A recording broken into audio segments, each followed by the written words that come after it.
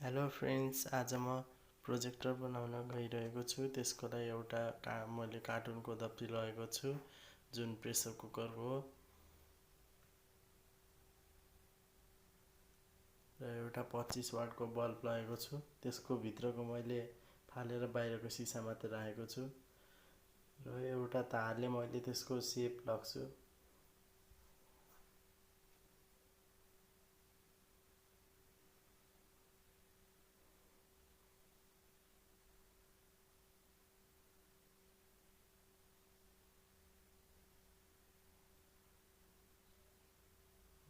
सेप लगिसकेको छु। सेप लगिसकेपछि मैले कार्टुनलाई माथिमुखी फर्काएर त्यसलाई त्यहाँ राखेर ग्लुगन सुपर ग्लुले टाल्छु।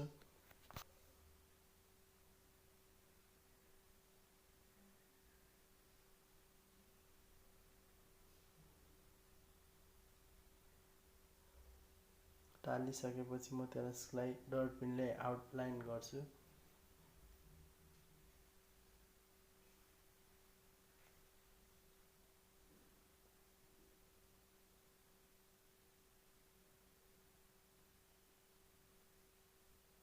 आउटलाइन गरिसकेपछि म त्यसलाई तानेर फालिदिन्छु र त्यति भागभरि काट्छु।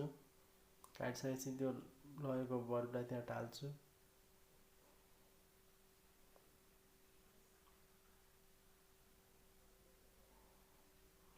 मैले यहाँ जताकतैबाट उज्यालो नजाने गरेर टालिसकेको छु।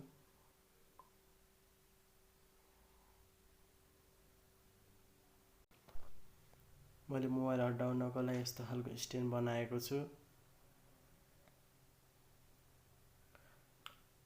मोबाइलको कभरलाई मैले ग्लासको सिधै अगाडि राख्नेछु।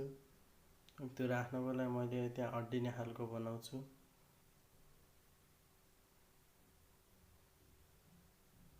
ग्लासको सिधा हुनुपर्छ त्यो।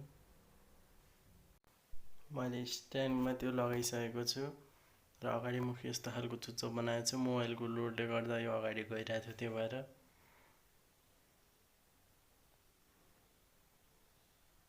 मैले मोबाइल पनि यो गरेछु र त्यसलाई अब क्लिपले अड्डाउँछु।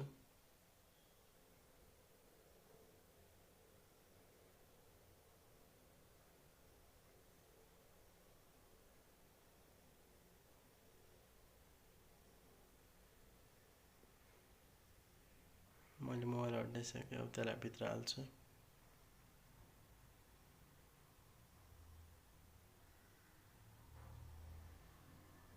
र मैले यस्तो खालको पिभिसी पाइप लगेको छु, 1 मिटर जति लामो होला, र यसको पछाडि मैले ट्याक्क बिचमा पर्ने गरी पल पार्छु।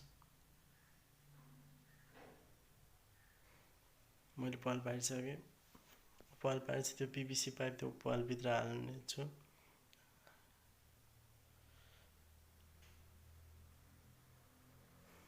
त्यसलाई भित्र हालिसकेपछि मैले त्यस कार्टुनको अगाडिमा लगेर टाल्छु त्यो पाइपमा टालिसकेपछि अब मैले सिसामा पानी हाल्छु।